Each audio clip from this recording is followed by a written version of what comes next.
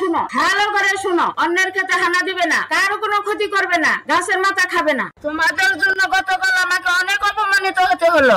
অতএব এরপর আর কোনো অভিযোগ না আসে আমার কানে। যদি ফের অভিযোগ আসে তাহলে কঠিন থেকে কঠিনতর শাস্তি হবে, মনে থাকে যেন। মোরগ প্রদান কোথায়? তোমাদের প্রতি আমি বিরক্ত। তোমাদের কি পর্যাপ্ত খাদ্য দেওয়া হয় না? ধান, গম, সরষা কি দেওয়া হয় না? তবুও গুদাম ঘরে ঢুকে মুরগিরা লুটপাট করলো কেন? কৈফিয়ত দাও। সাবধান হয়ে যাও, না হলে তোমাকে জবাই করা হবে আর ওদের হাটে পাইকারি দরে বিক্রি করা হবে। কথাটা মনে রেখো।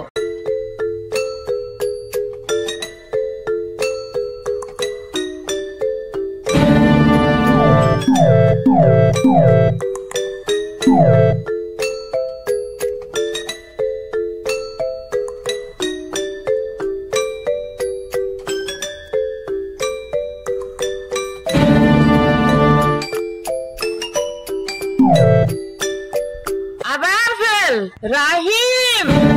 মহাবিজ্ঞানী, গবেষণা চলছে নাকি? গিরগিটি নিয়ে গবেষণা? তোমার সাহস দর্শনে অবাক হয়ে যাই আমি। সবার মাঝে তোমার ফেল হওয়ার চমৎকার সংবাদ চর্চিত হচ্ছে। কেবল আমার সে সংবাদ পাওয়ার সৌভাগ্য হয় নাই, তার হবে কেন? আমি কে এই সংসারে যে আমি বার্তা পাবার অধিকার রাখি? আমি তো কেবল দাসী ব্যতীত তোমার কাছে অন্য কিছু নই, তাই না?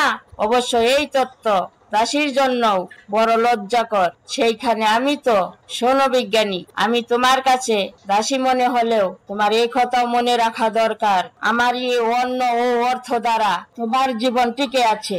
অর্থাৎ যদি আর একবার ফেল হওয়ার সুযোগ তোমার আসেও, আমার অন্ন এবং অর্থ ভোগের সুযোগ আর তোমার হবে না। তখন তুমি বাউল হবে না বিজ্ঞানী, সেটা তোমার বিষয়। কথাটা মনে রেখো। আর হ্যাঁ, জেনে রেখো, বঙ্গদেশে বিজ্ঞানীদের ভিক্ষা করে খেতে হয়।